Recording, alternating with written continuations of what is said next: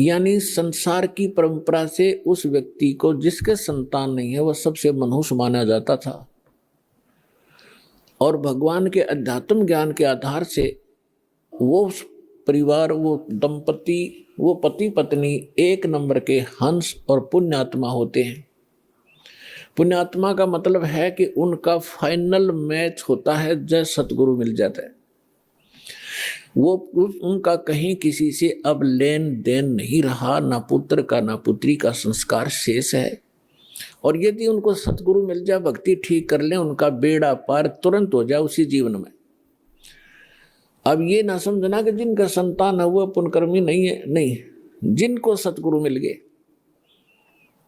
जिनको सतगुरु मिल गए मनुष्य जीवन में, दोनों ही पार हैं, दोनों ही पुण्यकर्मी प्राणी। क्योंकि संतान होती है संस्कार से। जैसे एक समय सुखदेव ऋषि 12 वर्ष के बाद मां के गर्भ से जन्म लिया, 12 वर्ष की आयु पेट में हो गई थी उसकी। पुण्यात्मा, ये कुछ आध्यात्मिक ऐसे पॉइंट होते हैं जो वर्तमान के इन वैज्ञानिकों का गला उतरा नहीं, पर लेकिन गले ना उतरे तो बेशक, लेकिन वह बात झूठ नहीं हो सकती। 12 वर्ष की आयु का जब मां के गर्भ से बाहर आया, आते ही उठकर चल पड़ा। व्यास जी का पुत्र था, व्यास जी की पत्नी से उसका जन्म हुआ था। तो व्यास जी इंतजार करते थे, विद्वान पुरुष थे, ये कोई अच्छी आत्मा है जो 12 वर्ष तक माँ के गर्भ में, माँ को मालूम भी नहीं, इतना कोई पीड़ा नहीं हो रही है। इस आशा से उसने कहा कि बेटा बेटा, लेकिन सुखदेव ऋषि ने पीछे मुड़कर नहीं देखा, अपने पिता की शक्ल भी नहीं देखी। चलते चलते कह रहा है कि पिताजी, कि हे ऋषि जी, व्यास जी कह रहे हैं कि पुत्र, मैंने तेरी 12 वर्ष इंतजार करी, मुझे अपना शकल दिखा दे। एक वह वो पुत्र मोह में घना वश हो रहा था। तो ऋषि जी कहते हैं, चलते चलते सुखदेव कहते हैं कि ऋषि जी, ना जाने कितनी बार तू मेरा बाप हो लिया और ना जाने कितनी बार मैं तेरा बाप हो गया। ये बहुत बूढ़ी बीमारी है, इबका मैं अपना पीछा छुटवाऊंगा और मैं ना देखूं तेरी और कहीं मेरी ममता तेरे में फंस ना जा। यूं कहकर आकाश में उड़ गया, दूसरी जगह जाकर प्रकट हो गया। वहां जाकर अपनी और नालापा काटी। कहने का भाव ये है, फिर सुखदेव ऋषि ने कहा था कि एक लेवा एक देवा दूतम, कोई पिता कोई किसी का पिता नहीं पूतम, ये ऋण संबंध जुड़ा एक ठाठा, अंश में सब 12 बाट। ये तो एक दूसरे का संस्कार है, कोई देने आ रहा है, कोई लेने आ रहा है। जैसे आज हम संस्कार बढ़ा रहे हैं, कोई रिश्वत लेता है, आज वो रिश्वत ले रहा किसी से 1 लाख 1.5 लाख रुपए, अगले जन्म में वो दामाद बनकर लड़की भी ले जाएगा और वो पैसे भी लेगा। बिरान माटी होगी फिर हमारी नो, फिर यह गधा बनकर देना पड़ेगा, किसी की भैंस बनकर देना पड़ेगा, फिर दूध नहीं दे उसके इंजेक्शन लाओगे, दे लट्ठा लठरेंगे। तो अपने इस संस्कार को हम अब खत्म करेंगे। तो इस विष को हम तभी तक खा रहे हैं जब तक हमें ये विष दिखाई नहीं देता, हम पहचानने योग्य नहीं थे। और जब हम पहचानने योग्य हो जाएंगे कि ये विष है, उसके विषय में सुख संवेद में कहा है, जैसे कर का जहर का रंग होरी हो, कहो कौन तिस खावे राम रंग होरी हो। जैसे कण पड़ा हो किस विष का, और ये पता हो ये विष का कण है, कहते कौन छुएगा उसको, खान की तो बहुत दूर बात, हाथ भी ना लावे, किसी और कपड़े तो पकड़ेगा और पता नहीं मिट्टी में दबा का होगा, कहीं और भी ना खा ले। और परमात्मा की भक्ति करने से ही सुख होगा, होरी माने खुशी होगी। तो नीरू निम्मा को भगवान ने, उनके कोई संतान नहीं थी, और कि इसलिए पुण्यात्मा थी, भगवान आ गया गोदी में। अब भगत का और जगत का सदा से विरोध रहा है, मतभेद रहा वैचारिक, और जिस कारण से इनकी खींचातान बनी रही तो बनी रहो। क्योंकि भगत को ज्ञान हो जाता भक्ति का, और जगत को ज्ञान होता अपनी ही परंपराओं का, वो उन्हीं को उत्तम मान रहे होते हैं, इसलिए विरोध करते हैं भक्तों का। ये तब जाकर लंबे पड़े वहां पर, ये पता नहीं कैसे करे हैं, ये मुसलमान रहे ना हिंदू, मतलब इस तरह की वो बातें करते हैं। करने दो, हम अपने इस ज्ञान के आधार से आगे बढ़ते रहेंगे। एक दिन पूरा विश्व स्वीकार करेगा ये ऐसा गजब का मार्ग है और इसी से सुख है।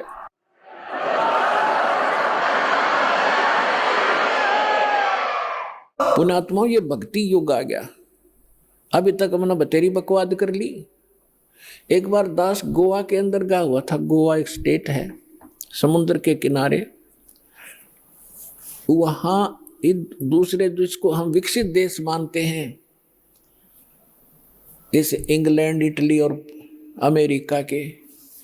वहां समुद्र के किनारे एक एक लंगोट में स्त्री और पुरुष वहां लेट रहे रेते में। और हम वहां सत्संग किया था हमने गोवा में, और हम चले गए घूमने के लिए।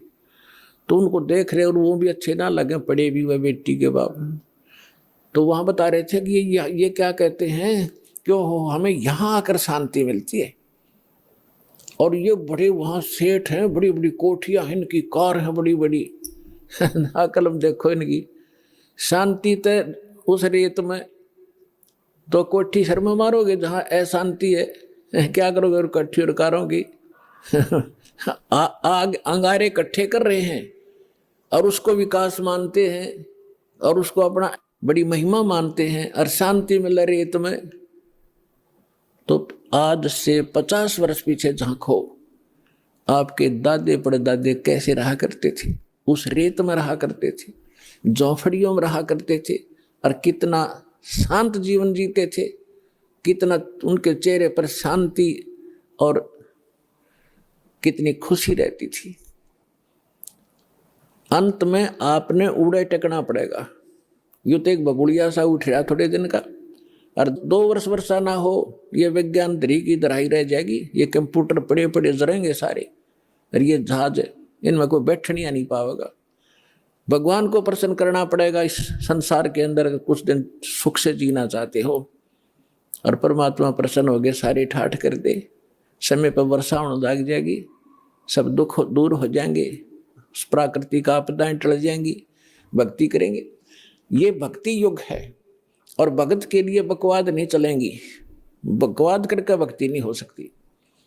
तो इन सब बकवादों को त्यागना होगा और भक्ति की राह पर हमने लगना होगा, तभी हम मोक्ष प्राप्त करेंगे। नहीं तो बहुत बुरा भयंकर समय आ जाएगा आने वाले समय। अब हम आते हैं अपने प्रसंग पे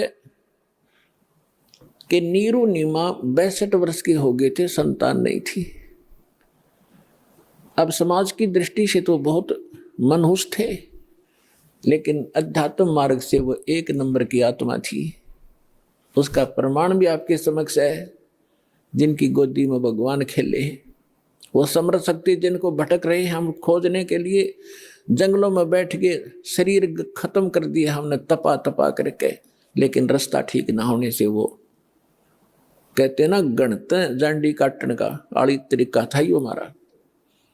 गण से जांडी कटा नहीं करती हो, तो वही आरी चाहिए या तीखी को आड़ी चाहिए जिससे जांडी कटे।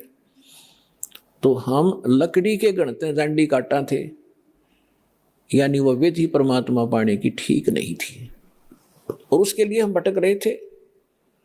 और वो परमात्मा उनको मिला जिनको संसार मनहूस कहा करता था।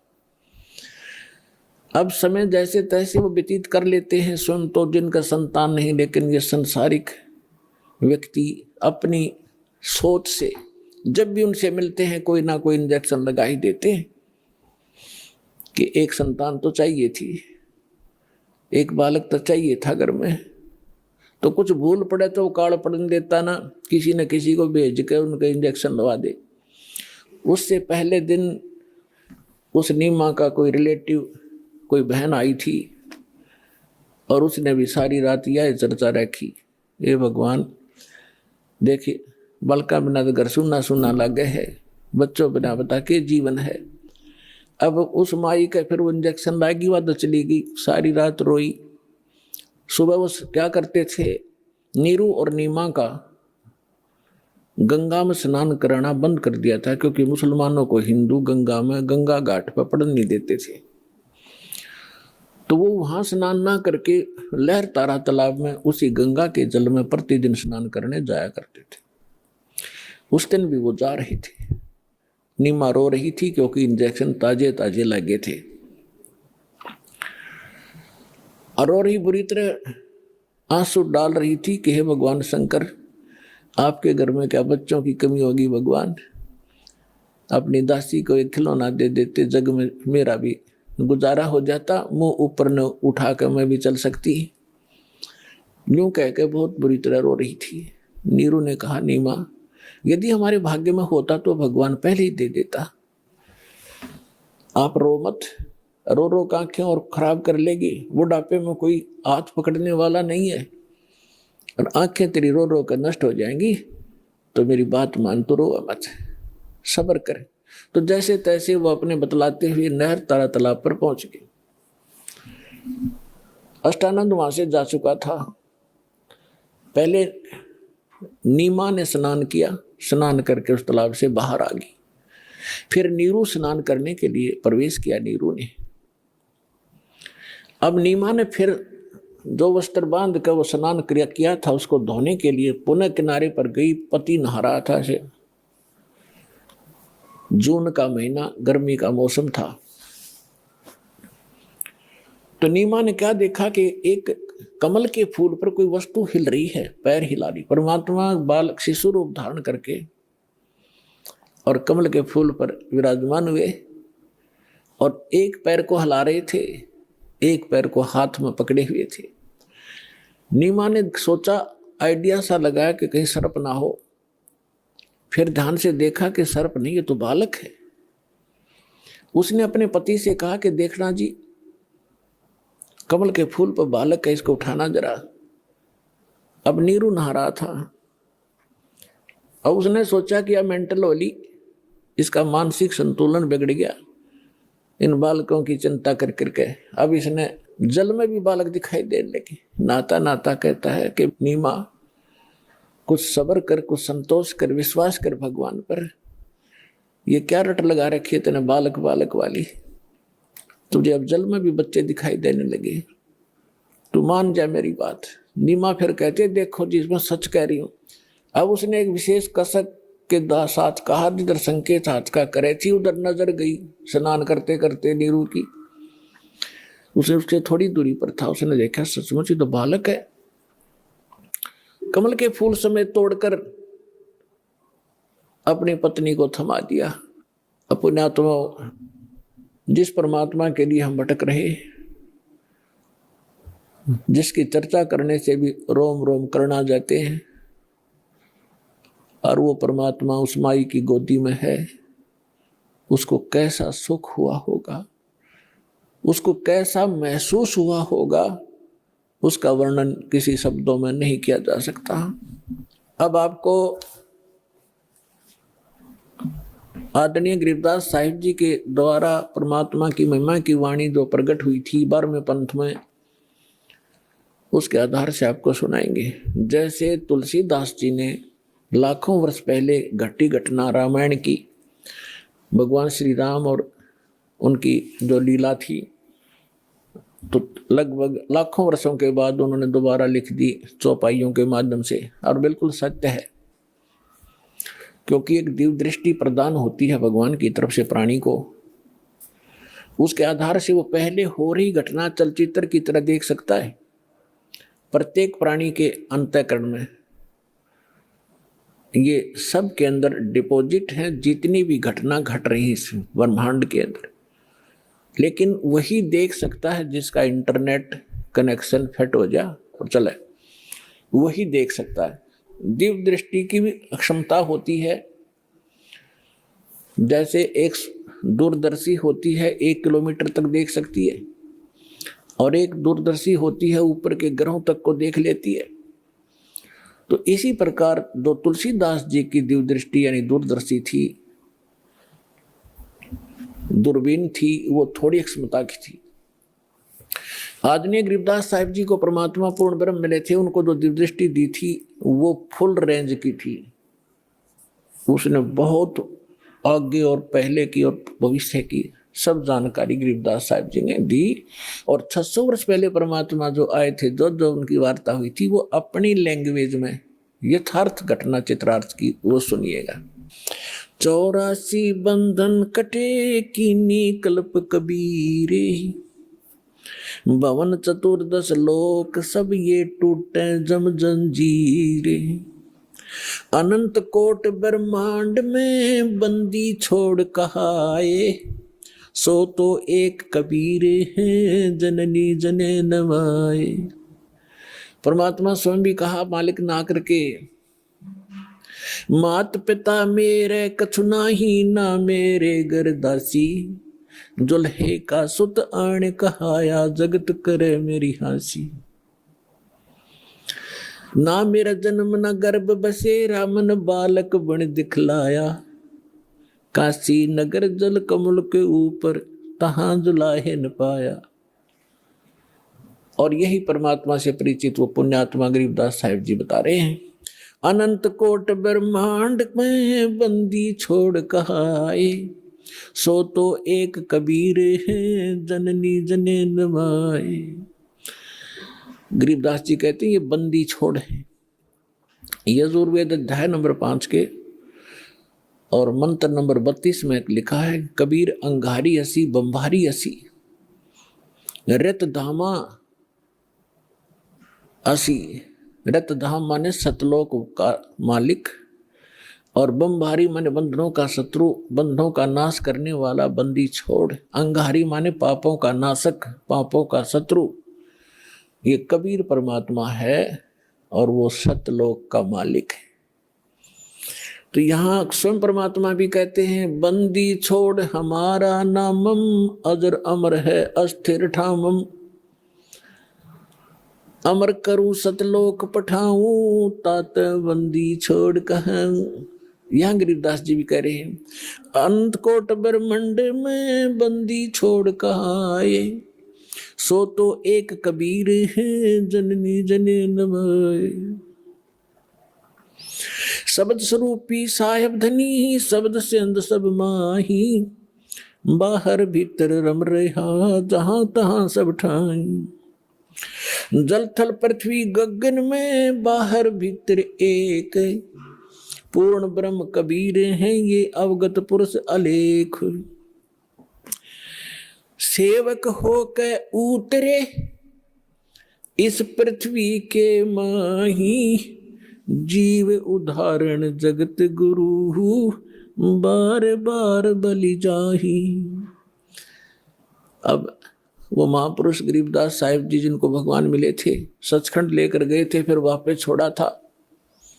परमात्मा को आंखों देखकर उनसे प्राप्त दिव्य दृष्टि और ज्ञान योग खुल जाने के उपरांत क्या कह रहे हैं कि सेवक होकर उतरे। उतरे माने वहां से चलकर आए, अवतरित हुए इस पृथ्वी के माही, दास बनकर आए, एक दुल्हा बनकर हमें दिखाया कि यदि तुमने मुक्ति चाहिए, यहाँ की बकवादों को देखकर अपने मूल उद्देश्य को भूलो मत। ये दिखा परमात्मा ने कि मेरे से निर्धन तुम नहीं हो सकते। और मैं सत भक्ति करता था, भगवान पर विश्वास करके दिखा करते थे हमें, वो खुद रिहर्सल कर रहे थे एक हमें समझाने के लिए। और फिर परमात्मा कहते हैं कि मेरे ऊपर एक ऐसी आपत्ति डाल दी थी इन लोगों ने, झूठी चिट्ठी लिख दी थी कि कबीर भंडारा करेगा। 18 लाख व्यक्ति आगे थे, ये साधु संत, और परमात्मा ने 18 लाख व्यक्तियों को, एक झोपड़ी में बैठे व्यक्ति, जनता की नजर में वो व्यक्ति थे, धानक और गरीब दुल्हा शूद्र थे, और अब पता चला वो तो मालिक थे, लाल थे, पूरी सृष्टि के पालनहार थे।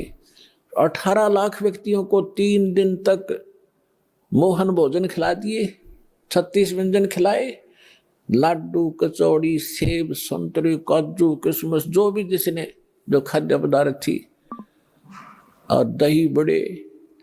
18 लाख व्यक्तियों को 3 दिन भोजन कराना, कलजा फट जा, राजा हिल जा देश का। और एक झोपड़ी में बैठा गरीब व्यक्ति और इतना भोजन करा रहा, साथ में फिर दोहर दे रहा प्रत्येक खाने के उपरांत, दशा की चिट्ठी में उन दुष्टों ने लिख दिया था, वो भी पालन कर रहे हैं, और साथ में एक असरफी सोने की, स्वर्ण की मोहर दे रहे हैं, तो 10 ग्राम सोना।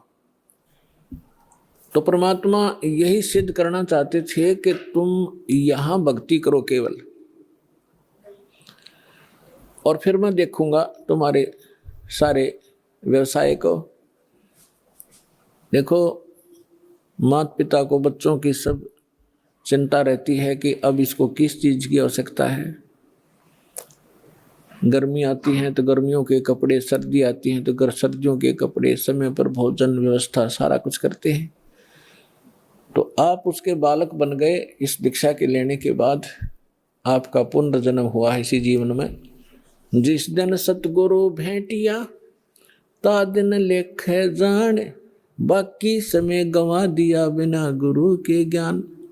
जब तक गुरु से उपदेश नहीं मिलते तब तक आपका जीवन, मनुष्य शरीर होते हुए मनुष्य का जीवन नहीं जी रहे थे। हम तो अन्य पशु पक्षियों जैसे ही क्रियाओं में व्यस्त थे, और जिस दिन से सतगुरु मिलते हैं हमारी सब क्रियाओं में परिवर्तन होता है, हमारा आध्यात्मिक जन्म होता है। तो आप उस परमात्मा के वचन के पुत्र हो गए हो, पुत्री होगी हो। अब उसको चिंता रहेगी अगर आप विश्वास के साथ मर्यादा में रहकर परमात्मा की भक्ति करते रहोगे। कबीर साहब कहते हैं, कल्पे कारण कौन है, तू कर सेवा निकाम, और मन इच्छा फल दूंगा जब पड़े मेरे ते काम। जब मेरे सतर का काम होगा ना, जब देखना मेरे रंग। अपने आत्मा कितना धनी या कितना उच्च पोस्ट प्राप्त प्राणी हो, चाहे प्रधानमंत्री हो, उसका लड़का जा रहा है कार में, एक्सीडेंट में मर गया, तो वो समर्थता के काम आई उसकी। और भगवान के साथ प्रधानमंत्री भी भगवान की भक्ति कर रहा होता और बेटा भी कर रहा होता, तो वहां धनी का काम था वहां पर बचाने का। जीव नहीं बचा सकता चाहे कितना महिमावान हो। तो यहाँ कहते हैं, कल्पे कारण कौन है, क्यों चिंतित रहता है तू। कर सेवा निकाम, निष्काम भाव से भक्ति कर मेरी, और मन इच्छा फल दूंगा जब पड़े मेरे ते काम। तो परमात्मा पर विश्वास करके भक्ति करो। अब गरीबदास जी कह रहे हैं, सेवक हो के उतरे, यानी दास बनकर आए भगवान इस पृथ्वी के माही। उद्देश्य क्या लेकर आए, जीव उदाहरण जगत गुरु, बार बार बलि जाऊं मैं।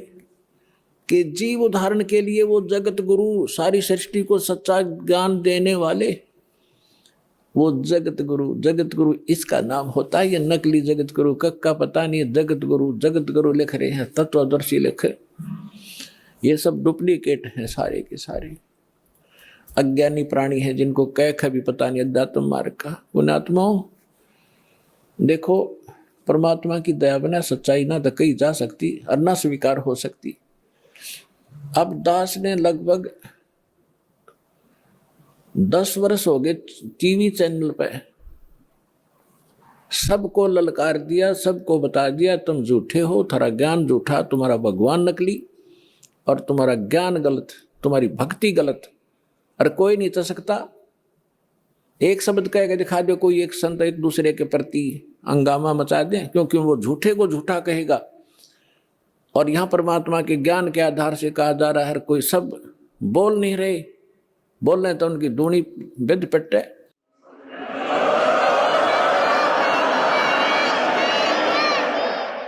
तो ये परमात्मा की दया है बच्चों, आप तक यो ज्ञान पहुंच पाया। ये दास जाने या भगवान जाने या मेरे साथ उस समय से लग रहे ये आपके भाई बहन, ये संघर्ष किससे वो परिचित हैं, कैसे संघर्ष करके आप तक इस सत्र में पहुंचे। जेल तक भेज दिया झूठे केस बना के नकली लोगों ने। लेकिन परमात्मा कहते हैं जिसके साथ भगवान होता है, और सत्य को कुछ दिन दबाया जा सकता है, मिटाया नहीं जा सकता। आज देख रहे हो पूरा विश्व समझ गया कि सच्चाई क्या थी और किस प्रकार से आप तक ये ज्ञान पहुंचा पाए हैं। कोई टीवी चैनल वाला चलाने को तैयार नहीं, क्यों सारे नकली बैठे, उनको पैसे चाहिए। एक ये साधना वाले पे पता नहीं परमात्मा ये कौन से जन्म का पुण्यकर्मी था, इसने मच्छी करी और दया हुई दाता की, आप तक जो ज्ञान पहुंच पाया। और अब इसको संभाल के रखना अब कर्तव्य है आपका, प्रत्येक भाई बहन का। सभी विश्व के आप प्राणी आपके भाई बहन हैं, सतलोक के रहने वाले हैं, असंख्य जन्म या धक्के खाते भटकते होंगे हैं, या ना सुखी हो सकते ना सुखी कभी हुए हैं। सबको बता दो, डंडोरा पीट दो कि मोक्ष होगा तो सतलोक आश्रम बरवाड़ा जिला हिसार हरियाणा में है। नाम लो और अपना कल्याण कराओ।